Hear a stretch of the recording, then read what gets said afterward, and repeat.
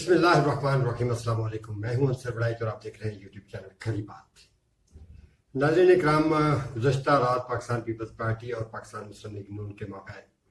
اقتدار کے فارمولے پر سمجھوتا ہو گیا۔ سمجھوتا کس نے کروایا اور ڈیڈ لاک کس طرح ختم ہوا، یہ کہانی بھی آج منظر پر آنے والی ہے،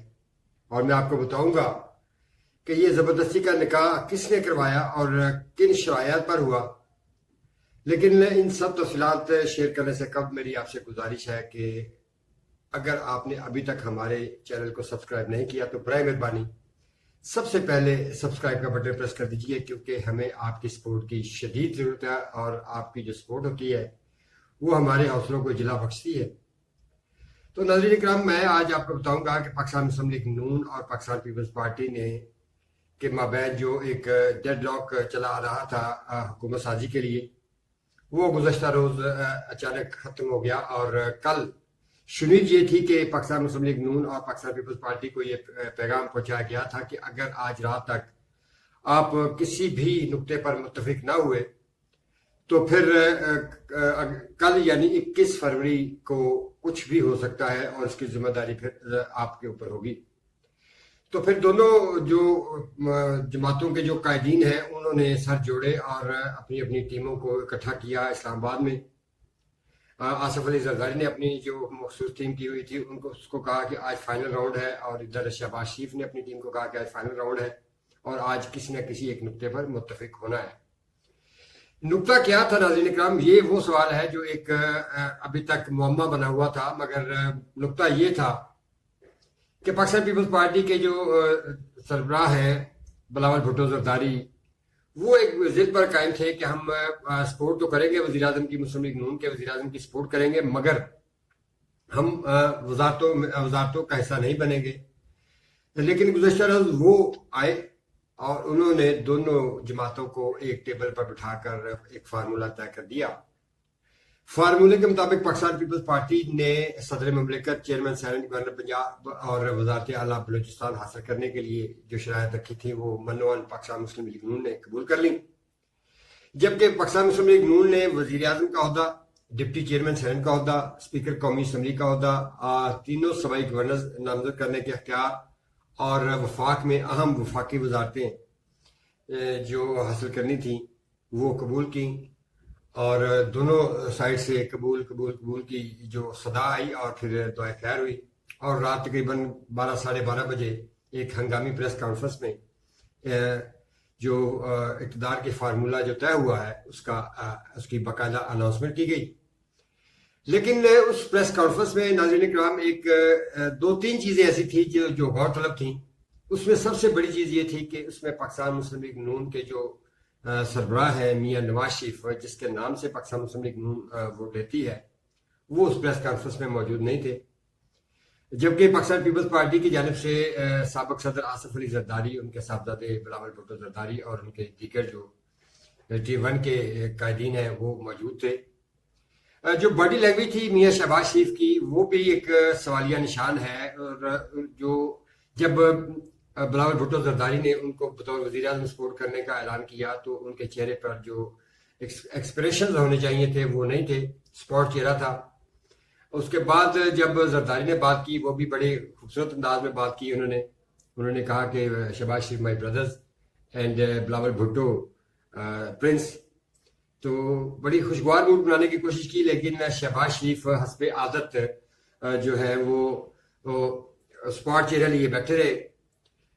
لیکن یہ پریس کانفرنس کہاں ہوئی؟ پریس کانفرنس ہوئی ہے بلاول بھٹو زرداری کے گھر میں، اور یہ کٹ ہوا تھا اسحاق ڈار کی رہائش گاہ پر۔ تو ناظرین اکرام، معاملات تو طے ہو گئے، اب اس جو اتحادی حکومت بن رہی ہے اس میں کون کون سی سیاسی جماعتیں شامل ہیں۔ تو ناظرین اکرام، اس حوالے سے آج یہ ہے کہ پاکستان مسلم لیگ نون ہوگی میجر جو اس میں کردار ادا کریں گے، پھر اس کے بعد پاکستان پیپلز پارٹی ہے، MQM ہے، استحکام پاکستان پارٹی ہے، پاکستان مسلم لیگ کاف ہے، بلوچستان نیشنل پارٹی ہے، اور شنید یہ ہے کہ پاکستان مسلم لیگ ضیاء جو ایک سیٹ کی حامل ہے وہ بھی شریک اقتدار ہوگی۔ تو یہ سلسلہ تو آج ڈن ہو گیا۔ ایک ننگی تلوار ان کے سر پہ لٹکی ہوئی تھی کہ کیا ہوگا اگر فیصلہ نہ ہوا تو کل کیا ہوگا، وہ خطرہ تو ٹل گیا۔ لیکن ایک مضبوط جو اپوزیشن ہے پاکستان تحریک انصاف کی وہ قومی اسمبلی میں موجود ہوگی. تو اس حوالے سے ناظرین اکرام پاکستان مسلم لیگ نون نے جو پرسوں پاکستان تحریک انصاف نے جو پرسوں سنی اتحاد کونسل میں شمولیت کا باقاعدہ اعلان کیا تھا، تو اس حوالے سے جو پہلے روز انہوں نے 50 اپنے ایم این ایز کے جو حلفیہ بیان تھے وہ الیکشن کمیشن آف پاکستان میں جمع کروائے، اور گزشتہ روز بھی تقریباً 32 انہوں نے اور ایم این ایز کے جو ہیں وہ حلفیہ بیان الیکشن کمیشن میں جمع کروائے، اور اس طرح ٹوٹل 82 ممبران قومی اسمبلی کے جو حلفیہ بیان ہے وہ قومی اسمبلی میں جمع ہو چکے ہیں، جس میں انہوں نے کہا ہے کہ ہم اپنی آزاد مرضی سے سنی اتحاد کونسل میں شمولیت کا اعلان کر رہے ہیں، اور آج کے بعد ہمیں سنی اتحاد کونسل کا ممبر سمجھا جائے اور لکھا جائے. تو ناظرین اکرام، اس کل گزشتہ رات جو تھی اس میں 2-3 جو معاملات تھے جس کے اوپر ایک بڑی سازشی تھیری یہ بن چکی تھی. لوگ مختلف باتیں کر رہے تھے، یہ ہوگا ویسے ہوگا، پاکستان تحریک انصاف اقتدار میں آ جائے گی، نون لیگ یہ کر دے گی، پاکستان پیپلز پارٹی یہ کر دے گی. لیکن گزشتہ رات کی تاریکی کا اندھیرا تھا اس میں بہت کچھ حل ہو گیا. ایک تو یہ ختم ہوا کہ پاکستان جو تحریک انصاف کے ممبران تھے جو پاکستان تحریک انصاف کی حمایت سے جیتے تھے آزاد امیدوار، ان میں سے یہ کہا جا رہا تھا کہ جی 30-35 بندے بک گئے، بھاگ گئے، نکل گئے، لیکن وہ 82 ممبران تھے. صرف 10 کی جو ابھی باقی باتیں ہیں وہ بھی ایک انہوں نے یہ دلیل دی ہے کہ ان کا جو نوٹیفیکیشن تھا اس کی تاریخ جو تھی اس کی ذرا لیٹ تھی، اس لیے ان کے پاس ابھی 24 گھنٹے کا وقت مزید درکار ہے. تو اس لیے اس میں کوئی پریشانی نہیں ہے. ہمارے جو 92 ممبران قومی اسمبلی ہیں وہ پورے کے پورے سنی اتحاد کونسل میں شمولیت اختیار کریں گے اور ایک قومی اسمبلی میں بھرپور اپوزیشن کا کردار ادا کریں گے. تو ناظرین اکرام، اب سوال یہ پیدا ہوتا ہے کہ اقتدار کا فارمولہ طے ہو گیا. پاکستان مسلم لیگ پاکستان تحریک انصاف کے حوالے سے جو ایک ابہام تھا وہ دور ہو گیا. پاکستان پیپلز پارٹی نے جو اپنی 54 سیٹوں کے اوپر سودے بازی کرنی تھی وہ کر لی، ایم کے ایم نے جو سودے بازی کرنی تھی وہ کر لی. اور اب سوال یہ پیدا ہوتا ہے کہ میاں شہباز شریف اس اتحادی حکومت کو کیسے لے کر چلیں گے، کیونکہ جو شہباز شریف کے جو باغیں ہیں وہ صدر آصف زرداری کے ہاتھ میں ہوں گی یا بلاول بھٹو زرداری کے ہاتھ میں ہوں گی. جہاں چاہیں وہ شہباز شریف کا رخ موڑ لیں اور جب چاہیں میاں شہباز شریف کو اقتدار کی کرسی سے نکال باہر پھینکیں. تو اس کا مطلب یہ ہوا کہ اقتدار میں شریک تو نہیں ہوئے پیپلز پارٹی والے، لیکن جو سارے اختیارات ہیں وہ پاکستان پیپلز پارٹی کے پاس ہیں، اور جو آئینی ہوتے ہیں وہ پاکستان پیپلز پارٹی کے پاس ہوں گے.